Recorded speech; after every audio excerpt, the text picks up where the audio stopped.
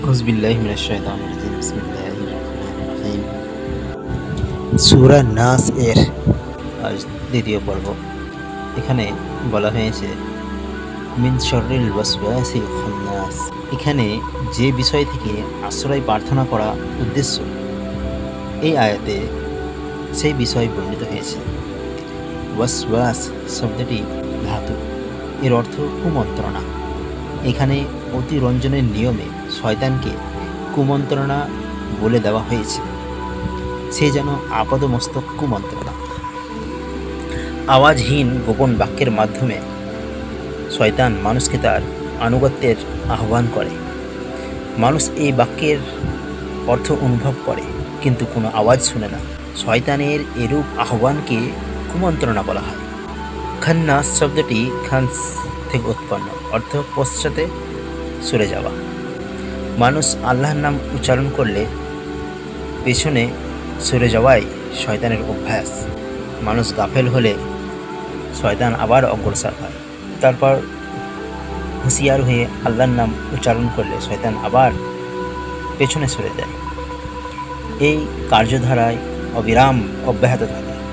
রাসূলুল্লাহ সাল্লাল্লাহু আলাইহি ওয়াসাল্লাম বলেন, প্রত্যেক মানুষের অন্তরে দুটি গৃহ আছে, একটিতে ফেরেশতা, অপরটিতে শয়তান বাস করে। ফেরেশতা সৎ কাজে এবং শয়তান অসৎ কাজে মানুষকে উদ্বুদ্ধ করে। মানুষ যখন আল্লাহ জিকির করে তখন শয়তান পেছনে সরে যায়, এবং যখন জিকিরে থাকে না তখন তার চক্ষু মানুষের অন্তরে স্থাপন করে কুমন্ত্রণা দিতে থাকে। মাজহারি মিনাল জিন্নাতি ওয়ান নাস, অর্থাৎ কুমন্ত্রণাদাতা জিনের মধ্যে থেকেও হয় এবং মানুষের মধ্যে থেকেও হয়। অতএব সারমর্ম এই দাঁড়ালো যে আল্লাহ তাআলা রসুলকে তার আশ্রয় প্রার্থনার শিক্ষা দিয়েছেন জিন শয়তানের অনিষ্ট থেকে এবং মানুষ শয়তানের অনিষ্ট থেকে। এখানে জিন শয়তানের কুমন্ত্রণা বুঝতে অসুবিধা হয় না, কারণ তারা অলক্ষ্যে থেকে মানুষের অন্তরে কোনো কথা রাখতে পারে। কিন্তু প্রশ্ন হলো, মানুষ শয়তান প্রকাশ্যের সামনে এসে কথা বলে, এটা কুমন্ত্রণা কীরূপে হয়?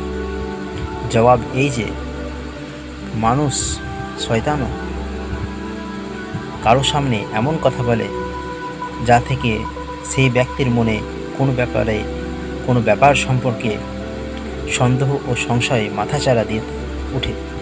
এই সন্দেহ ও সংশয়ের বিষয় সে পরিষ্কার বলে না। শেখ ইয়াজউদ্দিন রহমতুল্লাহ আলাইহি তদীয় গ্রন্থে বলেন, মানুষ শয়তানের অনিষ্ট বলে নফসের বা মনের কুমন্ত্রণা বোঝানো হয়েছে।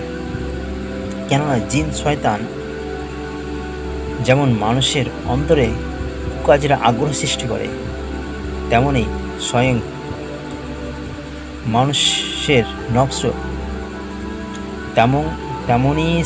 মানুষের নফস মন্দ কাজেরই আদেশ করে।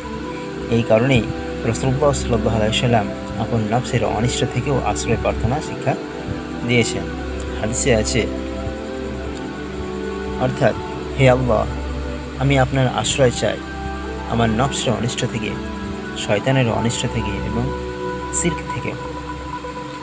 কোরআনের আলোচনা, কোরআনের সূচনা ও সমাপ্তির মিল। আল্লাহ তাআলা সূরা ফাতিহার মাধ্যমে কোরআন পাক শুরু করেছেন, যার সারমর্ম আল্লাহর প্রশংসা ও গুণকীর্তনের পর তার সাহায্য ও সরল পথে চলার তৌফিক প্রার্থনা করে। আল্লাহ তাআলার সাহায্য ও সরল পথের মাধ্যমেই মানুষের যাবতীয় ইহলৌকিক ও পরলৌকিক কামিয়াবি নিহিত।